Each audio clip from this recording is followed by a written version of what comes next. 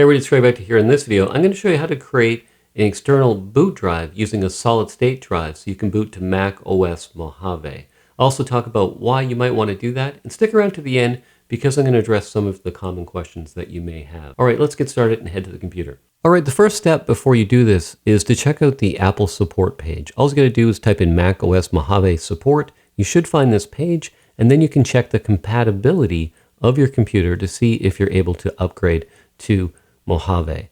Now, why would you want to do this? So one of the reasons is, even in 2019, you can get a new iMac with a 5400 RPM hard drive. Now, that's a spinning hard drive. It's slower than a solid state drive. Now, these are very affordable now in 2019. You can pick up a 500 gigabyte Samsung T5 solid state drive for around $100 US. So this will allow you to install Mac Mojave on this, and you can boot to this. So it's an external hard drive.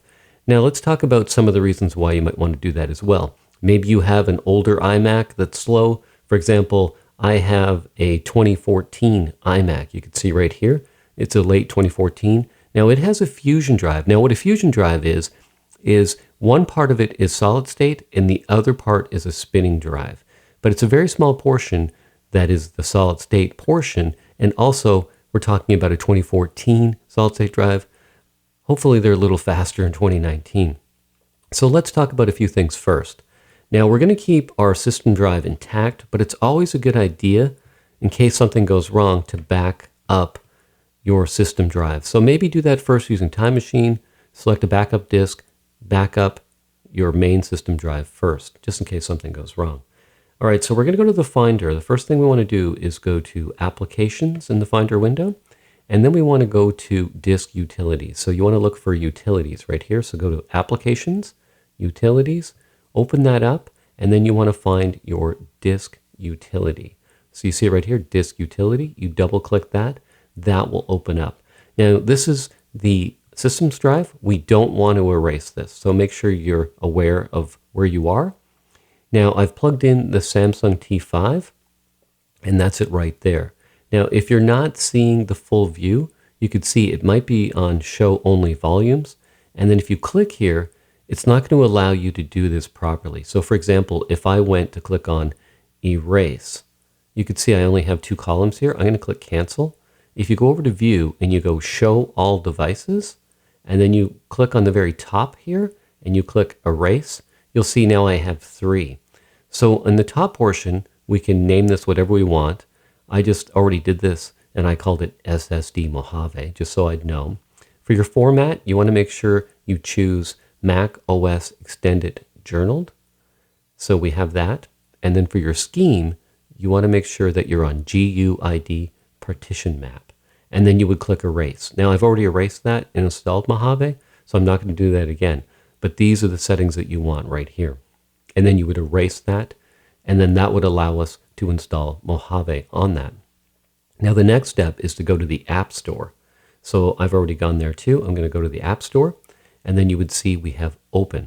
So now what I want to do is click on this, and you should see this open up. Now if I click on continue and I click on agree, I'm going to agree. Now it just shows our system hard drive. We want to install this on the Samsung T5. I'm going to click on show all disks, and you can see now I have a lazy hard drive. That's a backup drive. That's just a spinning disk. There's our system drive. Now here's the Samsung T5 that we just erased with those settings I showed you, and we named it SSD Mojave. I would click on that, and then I would just install the operating system. Now that's probably going to take maybe 20 to 30 minutes depending on your computer.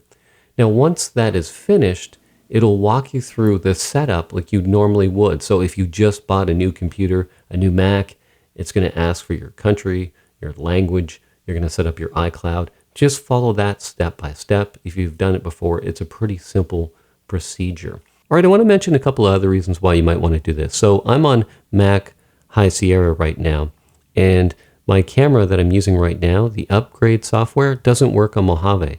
So this will allow me to boot to Mac High Sierra or boot to Mojave, whatever I wish. So it gives me some flexibility. Now also too, you want to open up your system preferences and go to Startup Disk, and you'll see the two different disks. So if you want to go from Mojave to, say, your system drive. So say you wanted to have two different systems like I have, High Sierra and Mojave. What you'd have to do is click the lock and then choose Macintosh HD as your startup drive, and then it will start up with that. Otherwise, it's going to always start to your external SSD. So that's just a tip. Now, if everything's running fine, you can always go back and you can erase your Macintosh HD, and you could use that as a storage disk if you feel like. So that's just a couple tips to get you started. So right now I'm on High Sierra still because I don't have my screen capture software on Mojave, but Mojave is running just fine. And then what I can do is just install the applications that I use the most.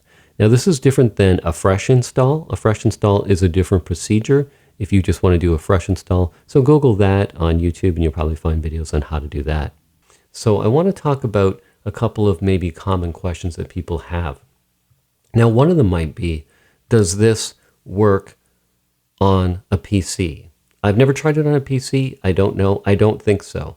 Another question might be, will this work for a Hackintosh build? Now, a Hackintosh build is very specific hardware-wise, so you have to have very specific hardware for that to work, as well as you have to do some tweaks. I've never created a Hackintosh, so I don't know. Now, if you have any support-related questions, there's a lot of support help for Mac. Contact Apple for any support-related questions that you may have. Also, the Mac stores have Apple geniuses. I'm not employed by Apple. They get paid to answer your support questions. So if you have any support-related questions about this procedure, contact Apple. If you're new here and you're not already a subscriber, my name is Craig Becta, and if you're into photography, you should hit that subscribe button right now, and also hit that bell notification, because every week I release a new photography tutorial, everything from portrait lighting tips to portrait retouching tips and a whole lot more. So go ahead, click on that subscribe button and hit that bell notification. All right, thanks.